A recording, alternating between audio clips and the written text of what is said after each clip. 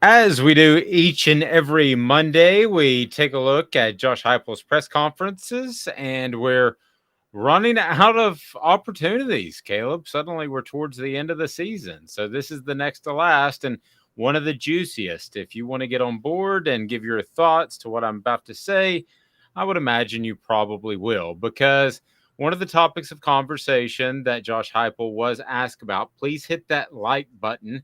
We greatly appreciate that. The thumbs up button, subscribe, and share, and we'll be able to provide you with more and more Tennessee content. But of course, he was going to be asked about potentially running up the score. Um, I thought his answer, to be quite honest with you, was very honest. Said that he thought about it, thought about taking a knee. Now, honest, maybe. I think he wanted to score that last touchdown against Eli Drinkwitz, but Caleb, it certainly came across as forthright, if nothing to say the least. Yeah, I mean, I think it was a rare honest answer you usually hear from coaches. I think it was more in his mind, the way he didn't really say this outright, but they had such a great play to get down to the 1 yard line. It probably just felt that you want to punch it in right there. Maybe if Joe Milton doesn't complete that pass, maybe they do run the clock. But he completes that pass, they get down to the one, and it's kind of the thought of finish the job. You got down to the 1 yard line, and you're right. You got the twos in. The whole goal of twos is to give them experience, and that can't be underrated. And so I think I have no problem with what he did because of that. And I think that the twos were in there for so long and they played really well. Why not give them the chance to get another touchdown? Yeah, I agree. I don't have a problem with that. I go back to the deep pass by Milton. I really didn't have a problem with that. That could be based off of a read. Tennessee stretches the field. We know that. I didn't have a problem whatsoever if he thought to himself, if Josh Heupel said, I'm going to score 66, by golly, because you're number 5 in the college football playoff. You need to make every single impression. No, it's not sportsmanlike traditionally, but what are you supposed to do? Yeah, exactly. Again, he pulled the starters. I mean, I'm very, very big on if you pull the starters and the other team can't stop your backups, at that point you can't complain about class. Those starters were gone. I think in the middle of by the end of the third quarter. Maybe I'm wrong on that. Maybe it was in the fourth quarter, No, but they no, were no, you're right. gone. Yeah, they were gone relatively quickly. And I'm sorry if your backups are in pouring it on. That's on you. And it's not like Josh Heupel. I mean, yeah, okay, I guess he called that timeout. I don't think that was to stop the clock or anything like that. But it's not like he called a timeout just to try to get an extra touchdown out of anything. Um, and so I don't know. I think that this isn't that big of a deal.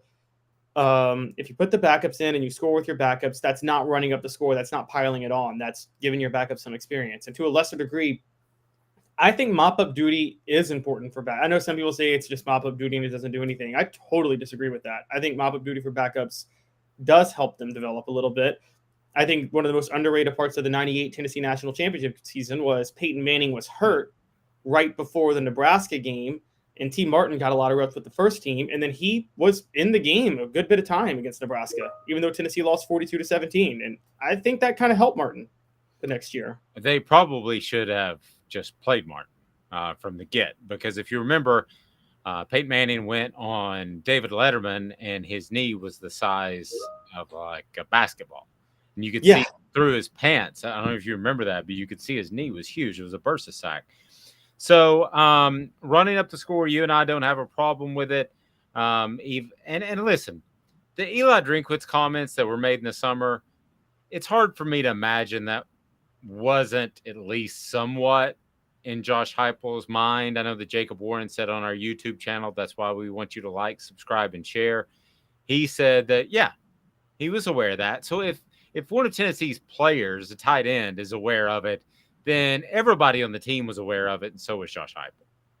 of course. And it was a blatant shot because even the joke itself was baseless. Because I'm actually going to break down the joke Eli Drinkwitz said, where he implied those wins would be vacated.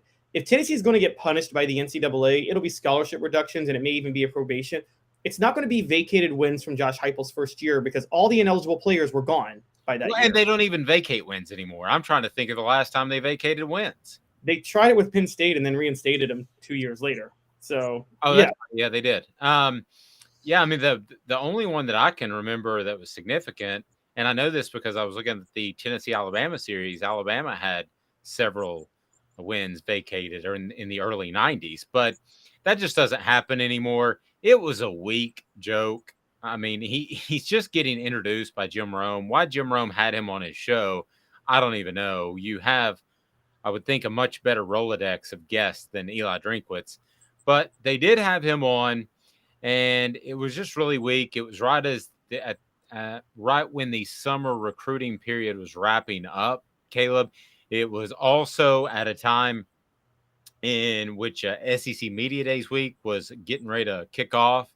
So yeah, I just thought it was poor form. Eli shouldn't have said that. If you want to go down the moral path, and two wrongs don't make a right, but if you want to go down the moral path, I got a bigger problem with what Eli said than what Josh Heupel did with his team on Saturday. Not even close. Yeah, 100%. I mean, 100%. And it was baseless. I mean, particularly for a guy who gave up 62 points to Tennessee last year. I also want to throw in, because I want to address some Georgia fans talking about how they were classy when they were blowing Tennessee out, but Tennessee wasn't classy when they were blowing Missouri out. One, Georgia wasn't being classy when they were trying to run the clock in the second half. I'm not saying they were being classless. I'm saying that they knew Tennessee can score very, very quickly, and Kirby Smart's game plan was, okay, now that we've got this big lead, let's control the clock and stay on the field in the second half. That wasn't a strategy to try to be nice to Tennessee because they were blowing them out. I don't think anybody thought that. No, and it was raining. Don't forget about that part Yeah. too. It's just better just to let that game go. And Tennessee may be at the point where they have that type of athletes defensively where they can do that too. But until that happens, Tennessee's going to score as many points as they can, and other teams are going to try to keep the ball away from Tennessee. Bad time to get the hiccups. Offensive lineman Cooper Mays. It was funny. I talked to him on Sunday, and he shared a story. He said he went to Jalen Hyde. He put his arm around him. Said, "Good game." He goes, "No, man, I had 2 drops." He's like, 150 yards and a touchdown. We'll take those as bad games. And Cooper referred to himself as saying, "I had a holding penalty, so I feel like I had a bad game." Well, he's the SEC offensive lineman of the week, so I guess it wasn't that bad of a game. No, not at all. As a matter of fact, Cooper was the catalyst for those 270 yards and 5 rushing touchdowns Tennessee had, and them averaging 7 yards a carry. He was easily the best lineman on the field over the weekend. The tackles, there were a couple of sacks given up on the left side again. Can address those, but the interior was incredible, and Cooper was a catalyst. And let's not forget, this was a really good Missouri run defense, a really good Missouri defensive line. And Cooper and Javontes and Jerome Carvin, they won those battles. They just consistently won all of them. And I don't think that can be understated either. So Cooper had a heck of a game. I agree. Hendon Hooker, Josh Heupel had strong praise for him, and that was playing at as high of a level of any player that he's ever been around. And he's coached 2 Heisman winners. Yeah, that's pretty strong. For those that don't know, the 2 are Jason White and Sam Bradford. Yeah, that's pretty strong. To say that and come out and say that, especially with a program that's supposed to be in year 2 of rebuilding mode, in which things have fallen into place. And South Carolina, Mitchell posted, "Go Gamecocks," but seriously, going to get our butts kicked? Probably. But if South Carolina has a fighting chance, fighting Gamecocks, if they have a fighting chance, it's because maybe special teams, Caleb, is that their only opportunity to make this? Yeah, they play Beamer ball. Special teams could, cause something crazy to happen. Until 2019, I think it was that year, this was a series that was decided by one score for like 7 straight games from 2012 to 2018. That was obviously with Tennessee way down, and honestly, a few years in that when South Carolina was having the best run in school history. Totally different now. I think one key to this game, I was thinking about this recently because we're talking about the college football playoff, and I've got to be honest. It's not a clear. We talked about this on Saturday. It's not a clear path for Tennessee, even if they went out. If if Michigan, I think, plays at Ohio State this year, if Michigan plays Ohio State close and loses, they might get the nod. I'm sorry. Yeah, they might get the nod. Now, if Michigan beats Ohio State, I think Tennessee gets the nod over Ohio State because Ohio State has a home loss. And if Ohio State blows out Michigan, Tennessee gets the nod over Michigan. But beyond Michigan and Ohio State. Wait, they don't, okay, let me make sure that everybody understands. They don't have a home loss. They would have a home loss, is what you're saying. If Ohio State loses, they would have a home loss. Right. Yes. Now, I want to add the reason this game is important is, Clemson and UNC are still kind of creeping up there with one loss. And I know we all wrote Clemson off, and they shouldn't go. But the committee has been tasked with their job is actually to, if it's close, to give preference to conference champions. So, and you're already kind of seeing those grumblings start already. And so if Clemson wins out, they'll have 5 top 25 wins by then. A key difference could be how Tennessee looks against South Carolina versus how Clemson looks against South Carolina. They do factor in common opponents. That's one of their stipulations. Exactly. And these are back-to-back weeks. So Tennessee needs to blow South Carolina out of the water this weekend. I mean, they need to run up the score, whatever you call it. They need to pour it on this weekend. Because if they struggle and then South Carolina goes to Clemson next week and gets blown off the field, you're going to see a lot of voters start coming back and looking and saying, well, this Clemson team does have one loss, but they have some quality wins. They look better against South Carolina than Tennessee. And that one loss to Notre Dame, again, outside of the fluke loss to Marshall in midterm week, which Notre Dame always loses midterm week, they haven't looked that bad this year. They almost beat Ohio State at the beginning of the year. I will go ahead and say this. Tennessee is going to beat South Carolina handily, and they're going to do the same to Vanderbilt. I think they're on a mission. Whether or not they make the college football playoff will be in somebody else's hands, but I don't think that Tennessee will slip up in any shape, form, or fashion. I'm going to stick with that. I don't think they slip up. I think they need to make sure they beat South Carolina more convincingly than Clemson's going to beat South Carolina in a week.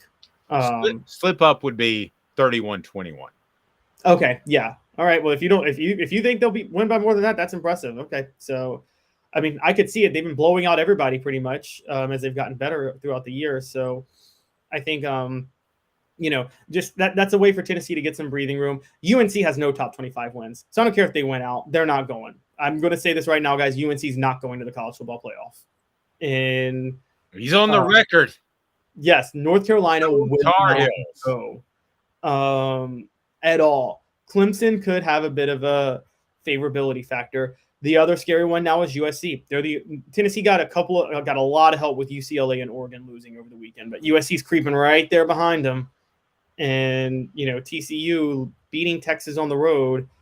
I mean, again, we're now looking at TCU saying, heck, if they go 12-0, even if they lose the Big 12 title game, you can make a case for them to still be in. I'm curious if you could pick any one thing that would happen to another team. Please hit that the thumbs up button so more people can talk about the Vols with us here with Caleb Calhoun. I'm Dave Hooker. Subscribe and share. If you could pick one thing that could happen to another team, Caleb, what would it be in order for Tennessee to walk into the college football playoff? If I could pick one thing, I think the best thing would be for Illinois to beat Michigan this weekend. Well, realistically, I think the TCU losing to Baylor this week, that would be the dream. If TCU loses at Baylor, because then at the end of the day, the committee, there's no possible way to clear-cut leave Tennessee out. You would have to do Georgia, Ohio State, Michigan winner, Ohio State, Michigan loser, USC, and then Tennessee would all be in there. I still think there's a good chance USC loses another game. But if they don't, they're finishing 12-1, and they're going to have 2 more top 25 wins on their resume. Great stuff. OffTheHookSports.com for more. He's Caleb Calhoun. I'm Dave Hooker. We will talk to you at 8:30 each and every weekday morning with Amanda LaFrada. It'll be me and Caleb on a Tuesday. We always look forward to that. And we'll get to read his fine stuff on Off the Hook Sports. And I've got a column coming up to explain why Tennessee, Ohio State, and Southern California are villains and bad people. No, they're really not. It's the college football playoff committee. They're bad people. He's Caleb Calhoun. I'm Dave.